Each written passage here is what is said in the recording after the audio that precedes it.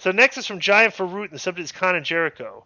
On a recent Dave Meltzer show, Dave flat out said that ticket sales for recent AEW TV tapings have been abysmal. He said that, at the time of writing this, the last two Dynamite shows have drawn less than 7,000 people to venues that hold a combined 20,000 seats.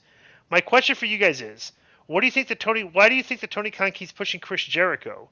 I'm not going to act like Chris Jericho isn't a legend. He is, but for 4 years he's been a main focus of every single AEW show, and he's simply not drawing the numbers.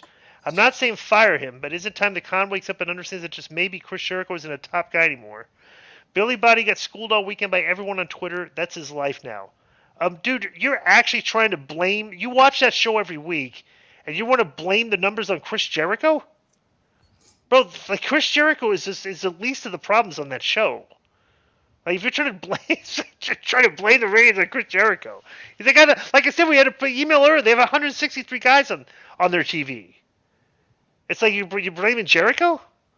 So, bro, blame the fact that you don't have enough top guys wrestling each other on your weekly television and angles. That's why your show doesn't draw. Period. You know. Well, what do you think about this? Blaming Jericho for the not drawing. I said that he'd been the focus of every single AEW show. That's not true. That's not, yeah. Actually, you know what? That falls under our misinformation policy, right, Joe? Yeah, I think it should. Yeah, well, so let's suspend the guy for the week for misinformation. Deal combo. Yeah, and plus, you can tell just from the tone of the letter you don't like Jericho. Right. Now, people say, "Oh, well, he's your friend, bro." So is Rey Mysterio, and we buried both of them, and they both understand that they don't stop talking to us, okay? Because they know it doesn't come from a place with malice or forethought. What a tremendous term for Latino, but bro, Jericho is a veteran, a locker room leader. Sold a ton of merchandise, from shirts to the bubbly and all that other stuff. He can still go. He's somebody that you want to have in the locker room. He's a hell of a deal. Now, yeah, he's a hell of a deal. Now, but I will say this: when he came out with the Jericho, what was the team that was him and Ortiz and Jericho Appreciation Society? No. It was something else at first, though, wasn't it? Yeah. What do they call themselves?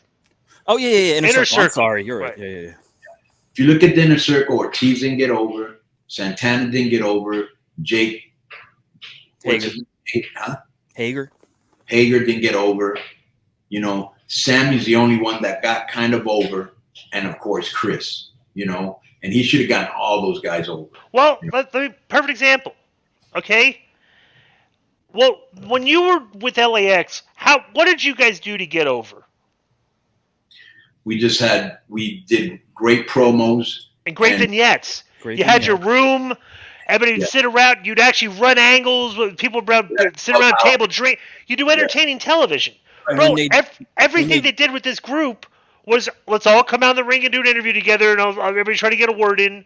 We're in the back. We're doing an interview with Tony Schiavone. We got a minute. Everybody's trying to get a line in. Bro, nobody's going to get over in that environment. You need to produce the type of TV where it's character development, like they did an Impact with Konnan and LAX. It's like, these guys are Mexican street gang. Yeah, and they're hanging out. Like, it's those very defined characters. None of these guys were defined characters. They were just like guys that were in Jericho's group. And challenging other groups to fights. Like, like that was it, right? Also, when LAX re-debuted, they came in and beat the shit out of like the two top tag teams. You know what I mean? And then won the belts. They came in and went boom and just beat everybody. So so it's like, all right. So next is, you agree with that, right, Konnan? Yes. Because let's be honest, the best booking of LAX was with you and Impact, and that was a very entertaining television.